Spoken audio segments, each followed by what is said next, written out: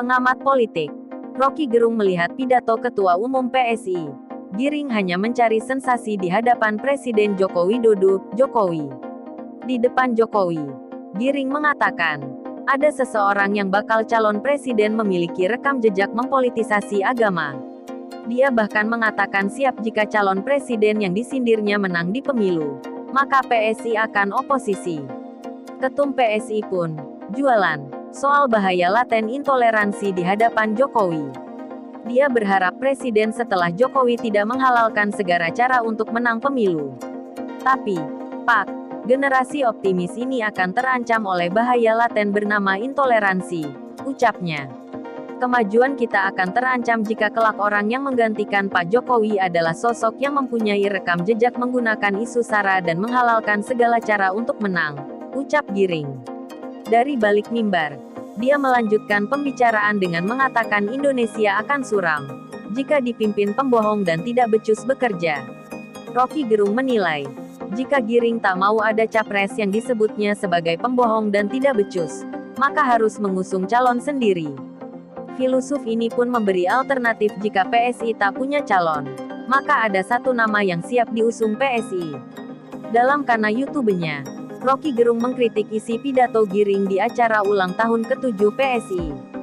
Saat itu hadir Presiden Jokowi bersama beberapa pejabat dan politisi menghadiri ultah PSI. Bagi Rocky Gerung apa yang dilakukan Giring hanya sebatas mencari sensasi dengan cara menelanjangi Anies Baswedan, meski tidak disebut jelas oleh sang vokalis. Akan tetapi, Rocky Gerung menilai isi pidato dari Ketum PSI adalah cara untuk menghalangi Anies Baswedan maju dalam Pilpres 2024. PSI nyari sensasi dengan mencoba menghalangi Anies, ujar Rocky Gerung dikutip dari tayangan di kanal YouTube pribadinya seperti dilihat pada Sabtu, tanggal 25 Desember tahun 2021. Meski dibumbui puja-puji pada Jokowi, PSI dinilai akan sulit menghalangi Anies Baswedan lantaran mereka tidak mampu menghadirkan calon yang diajukan untuk maju dalam Pilpres 2024. Bagaimana mungkin PSI menghalangi Anies? Padahal, PSI nggak punya calon sama sekali, kata Rocky Gerung. Rocky Gerung menilai, PSI akan lebih elok jika bicara membandingkan Anies dan calon presidennya. Harusnya ajukan calon supaya dipersandingkan atau dipersaingkan dengan Anies, bukan membuli Anies, kata Rocky Gerung. Partai politik itu seharusnya bersaing menyajikan calon-calon terbaik dari partainya, bukan malah menghalangi orang lain yang jelas belum berpartai seperti Anies Baswedan.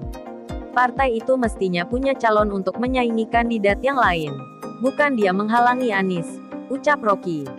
Kalau memang tidak punya calon dan partai tidak mampu melahirkan kader menjadi capres, Rocky menyarankan PSI mulai membaca peta politik untuk berkoalisi dengan yang lain.